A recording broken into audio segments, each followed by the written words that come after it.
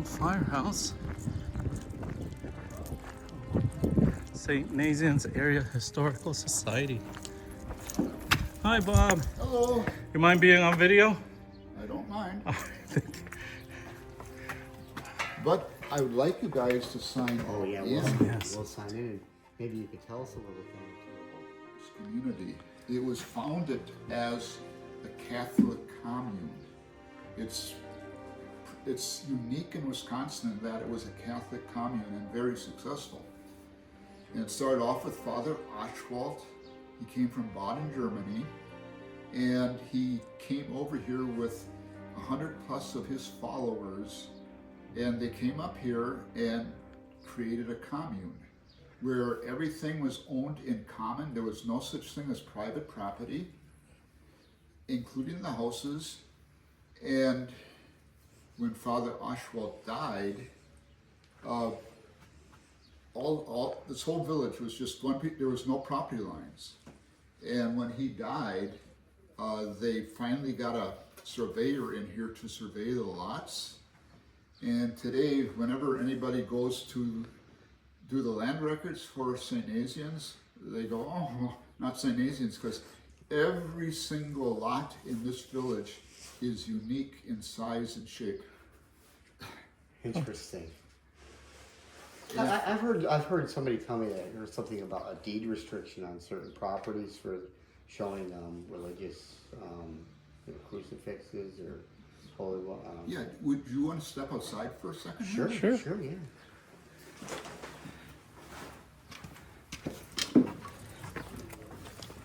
Busy a little bit, but there was a lot of religious stuff in the village here. I remember seeing on that house over there. Yeah. I remember that. And you'll see on that, there's a cross. Yeah. And that's called the House with the Cross. And the very first day that 6 of the commune members came up here ahead of everybody else, Father Oschwald's property under Wright County A is here, and they just walked in. Anyway, they walked in here, Father Oschwald bought 3,540 acres of land. Wow. And these first 6 people never looked at anything else. They just walked across the property line, and within 10 feet of that cross, they put up a cross and had a campfire. And ever since then, we've had a cross up there to mark the spot where the first settlers had their campfire. And then right over here, it's called the Historic Museum. And Brian, you probably didn't see Corpus Christi procession that day, did you? No, we were in Champion earlier in the day. That was on the 22nd that they had it. Yeah. This tells all about Father Oschwald. That's a state historical marker on the Catholic priest here. This altar marks the location of the very first Catholic church here. Father Oschwald got here on September 1st, 1854, and by Christmas of 1854 they had this church built, and they celebrated Christmas Mass here. And this is a marker that we put up for it. It says a stone altar and crucifix placed in 1954 marks the site of the original St. Gregory Church, built in 1954, and it was raised in 1949. And that's how it looked, with flies on it.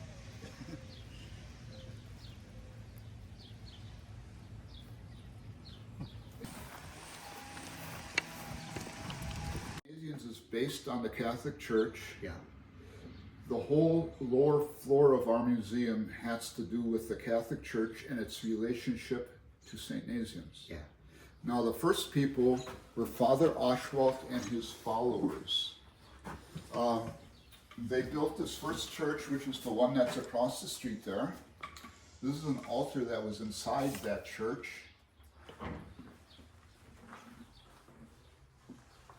And you probably can't see it real well, but you can see this thing way at the top there. That is this right here. And the cross that you see on top of the church is this cross right here. Oh, wow. And this is a timber from the very first altar wow. here. We're really upset that they tore it down. It would have made a fantastic museum. And the Oshawa people made many buildings here. They had what's called the Pink Convent, this huge convent here. And in 1860, there were 150 Oshawa sisters living in that convent. Wow. And as you can see, they had a altar in that convent. What's that right there? I'll get to that. Okay, sorry, getting ahead of myself. You can see it has an onion-shaped roof, Yeah. or steeple. And since Baden's in southern Germany, if you ever went to southern Germany, you'd see the churches there do have the onion-shaped roof on them. Sure. And they had that here also. Now you're asking about that building. Well, you're going to be sleeping there tonight. That was a loaded question. That is the Holy Resurrection Monastery today. Yeah. This picture is taken about the year 1900. Wow. And the white building to the left was the village hospital. Okay. And the building to the right of it was the village orphanage. Okay. And when I said 150 women were living in the Pink Convent, it was also called the Holy Ghost Convent. That's the proper name, but since it was pink in color, they call it the Pink Convent. Sure. A lot of these ladies were unmarried or had children out of wedlock, or they were widowed. Sure. And so what is a lady in the 1850s with children and no husband, what is she going to do? It's a hard life. And Father Oswald took these people in, Yeah. and the women would become sisters, Yeah. and the children would be raised in the orphanage. Wow. All these buildings are here in the 1860s already, including the hospital and the orphanage. Wow. And these are more pictures of the Pink Convent, and there's the Holy Resurrection Monastery to Sure. the side there. Here it is again, a different view of it. Long before all those big trees were there, huh? Yeah. Yeah. This guy is a very important guy in the history of St. Nazianz. His name is Antenstall, and he was Father Oswald's right-hand man. Father Oswald was the village priest and doctor. He spent 2 years at University of Munich learning medicine. Yeah. And Antenstall was the guy who took care of the everyday things in the village. Okay. And he wrote a book. Very few villages have a book written about their early history, but he wrote the Chronicles of St. Nazianz. And the first edition is that right there. There's about 3 copies of that left in existence. And that was printed in 1867. And that house with the cross there is where Antenstall lived. That was his house. And in the 1880s, he wrote a revised edition of the Chronicles. Sure. In 1905 and 1904, they celebrate the 50th anniversary of Father Oswald coming here. And these are the last Oswald sisters at that time. Now, I've heard, no, I'm getting this quite straight, but I've heard something about at some point Father Oswald, tomb was checked and his body was last reported Yes. corrupt. Is that? Yeah, okay. Yeah, Father Oswald died in February of 1873. Yeah. He died in the church right across the street here, Yeah. where the original church was. And they entombed him under a side altar at St. Ambrose Chapel. The at old the church over here, where the, where the seminary is. yes. And I met Linda. She let us in. We walked out. Able to walk around the yeah, side of it. she's very good. Yeah, she's lovely. Is this usable, the clacker? Yep, When it turn it? sure. And you can get the sound of this.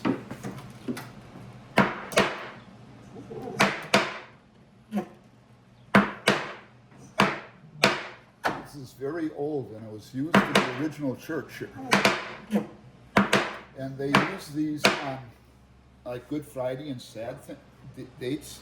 They didn't want to use church bells because they sounded too cheerful. Yeah. And this sound was supposed to imitate the sound of nails being pounded. That's what Father Paesus told the pilgrims, because they used it like that, but they used one at the monastery of Holy Resurrection when it's time to call a prayer. We need to bring these back. Actually, there's another one of these at the church. Oh, here's a picture portrait of Father Oswald right here. It's the original missal. Wow. Yeah, came with Father Oswald. And I There's also, a portrait of Father Oswald right here. Baskets. now this is a lot of Father Oswald's stuff. Oh, and I always ask people what they think this is right here. What would you guess that is? Oh, I don't It's a pincushion? What is But it? It's like a little that doll was in used- there. Yep, that was used in the original church. It came with Father Oswald from Baden, Germany, and that was the first nativity scene. That's the Jesus in the crib. And when you look to the sides, you can see donkeys and things like that in there also. Look at that. You see all his medicine case there? Actually, on this picture of the original church, that is right over here. Oh, wow, yeah. Oh, Interesting. And these are all things that were used for Corpus Christi. and they had the infant Jesus of Prague. Yep. And that's the portrait of Father Oswald, and that came over from Baden, Germany with him. Oh, really? There's a portrait over at the monastery, too, in there that are similar to that one. It's the same one. They reproduced it, Oh, okay. Gotcha. and I'll go ahead in here. I didn't turn this light on.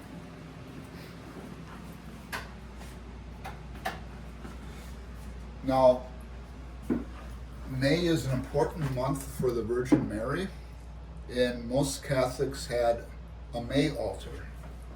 And this is a May altar. They would put flowers around it in May. I remember doing that as a kid, going to the woods and picking flowers.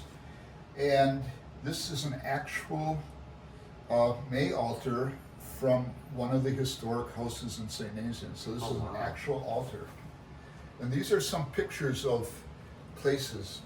This one here is the original seminary, monastery. It was built in Father Oswald's time. And this here is where the Oswald brothers lived. We had the pink convent where the sisters lived, and this is where the Oswald brothers lived, in this building right here. And this here is the Loretto Chapel, and below it you can see Father Oswald's monastery, or mausoleum, which you can go into. I'm assuming you're going to go there later today. Yeah, we're gonna do that. And a nice way to get there is to walk. Through the wooded path. Yeah. And that picture there is on Corpus Christi, and that's the procession that is going down the path that you guys will be going. I just took a group through there last week. Oh. And as you go on that, you'll be going over a bridge-like structure. Yeah.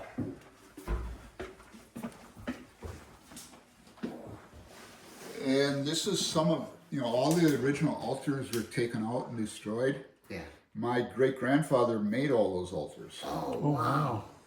And this is a remnant of some of the spirals that he had at St. Ambrose. Yeah. And that's a picture of him in a story. He went all over eastern Wisconsin building altars for all different Catholic churches. This is your. Right now, you were at St. Mary's yesterday. Did I get that right? He was at St. Michael's. St. Michael's. Yeah. At St. Mary's in Clark's Mills, they're going to make it the old-fashioned way again. Oh, they're hitting in an altar? They're taking the original altar that was taken out and has been saved by somebody, and they're going to restore it. I love it. And they're going to put it back into that church. That's awesome. So someday you will have to make a trip over there on your tours. Oh yeah.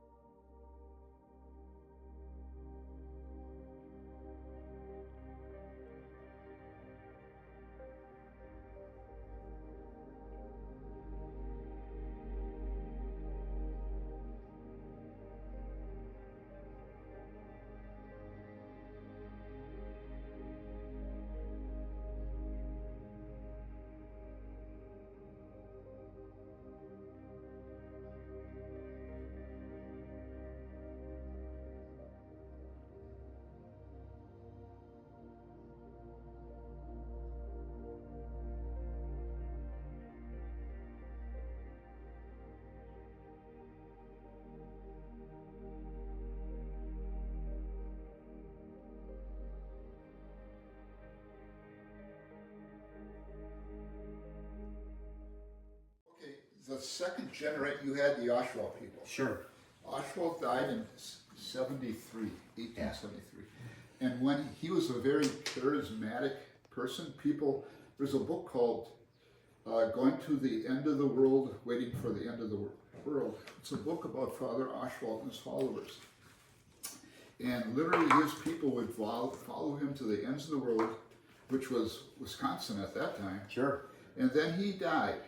And on his deathbed across the street here, he asked that Father Mutz would be his successor. Now, Father Mutz was a Protestant, and he was living in St. Louis, Missouri, and he went to see a doctor, Dr. Fontenberger. And Dr. Fontenberger said, "You have terminal cancer. There's nothing I can do for you. But I know a guy in St. Nazianz, Wisconsin, who does miracle cures." Now, Father Oswald was known for curing people. These miracle cures, he cured hundreds and hundreds of people and was very famous in Baden for doing that, which made him unfavorable with the church. The church didn't want to have faith healing, and they kept changing him from one parish to another, and at the end they put him to the most remote parish in Baden where you couldn't even get to in the wintertime. So he was kind of isolated, and he started writing books there, and he wrote 3 books on prophecy. And the church put out to all the churches in Baden, nobody is supposed to read this book. It's forbidden to read this book. Interesting. But it was very popular anyhow. Sure. They just couldn't, people were just very interested. Like I say, he was a charismatic person, and he had thousands of followers. Yeah.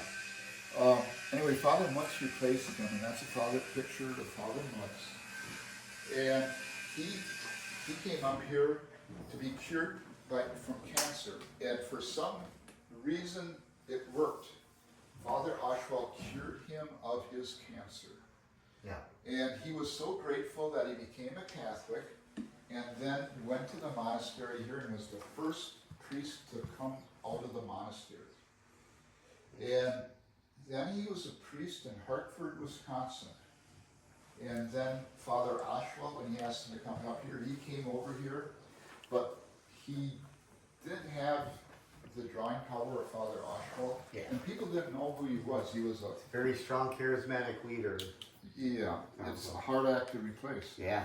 And Father Mutz was not a very charismatic person. Sure. Nobody knew who he was. He started off as a Lutheran, and he then went to the monastery for a number of years, but he was basically secluded there, so he never had much interaction with anybody. And then right after that, he became a priest outside of the parish here.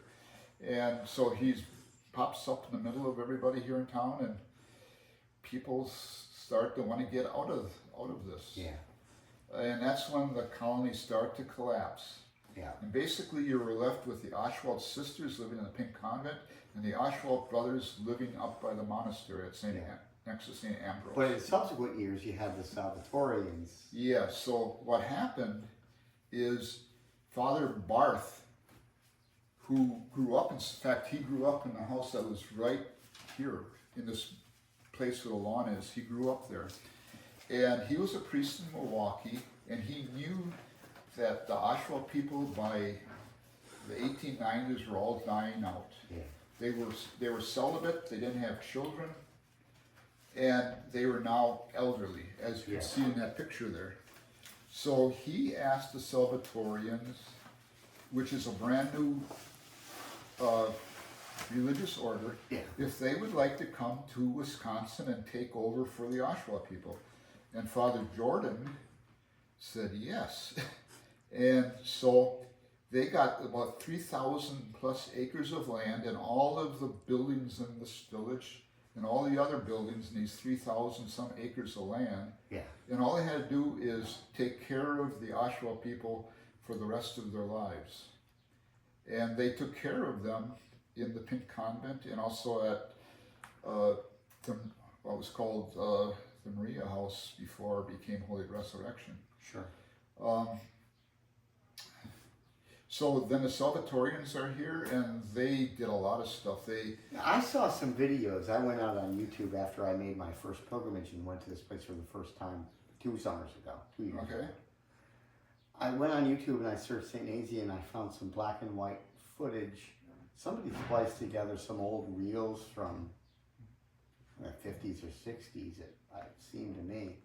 Would that have been when the Salvatorians were still there, or maybe that was JFK? At some point it was JFK Prep, I've heard, was the name of the school. Probably it was during when the Salvatorians were still there. I don't know. Okay, and there are a number of videos out there. There's a video of the Corpus Christi procession over the years. Yeah. There's a video of the taking down of the original St. Gregory Church, and a couple of other videos. Did you do those videos yourself, or was that somebody else? They were recorded back in the 1940s. Okay. But they were colored, and they were on a very early camera. It was by the people that lived in that stone house. Just beautiful stuff, and it looked like Norman Rockwell.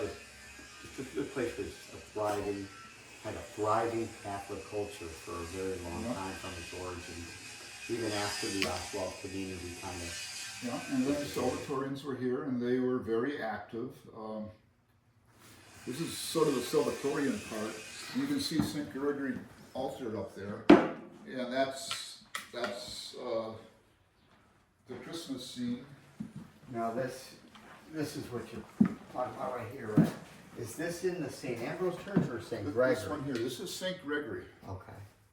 Is that the same St. Gregory? That's the one that's on the hill up here. Gotcha. Okay. And this is Salvatorian outfit here. And this is St. Mary's Convent. This was the altar that was in the place where you're going to be staying tonight. That's the original altar. It looks very different now. It does. And there's a picture from the newspaper of the Pink Convent there. And the very first Salvatorian to come over here was this guy down here, Father Dibley. Yeah. And he took over for Father Mutz, and was the head of St. Gregory's until he died. He died somewhat young.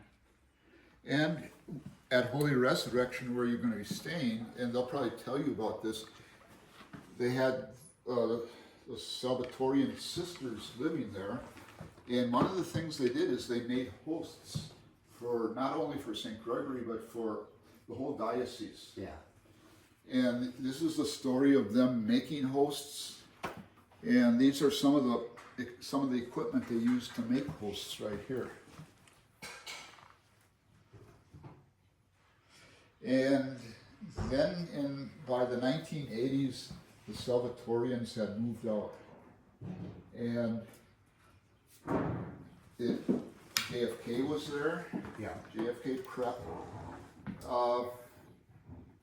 But finally, like the Pink Convent, after the Salvatorian sisters was living there until the year 2000, and that's when we had a big windstorm that caused a huge amount of damage in town and blew the roof off of what is now Holy Resurrection.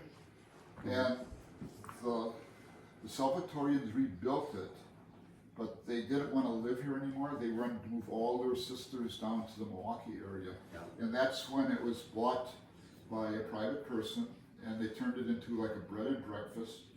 Was this Linda and her husband, or another? No, this was, Different. I'm trying to think of the name. It's okay, I was curious if Yeah. it's the same people. Yeah, it's not the same people. Gotcha. And then when they moved out, they went to, well, first of all, the husband died, Yeah. and the widow was living there, and Pineda is their last name. And Rudy Pineda died, and then the Salvatorians were looking for, the Eastern Roman Catholics, monks were looking for a place to stay, to have a place, and they saw this place and they thought, this is just the place we were looking for.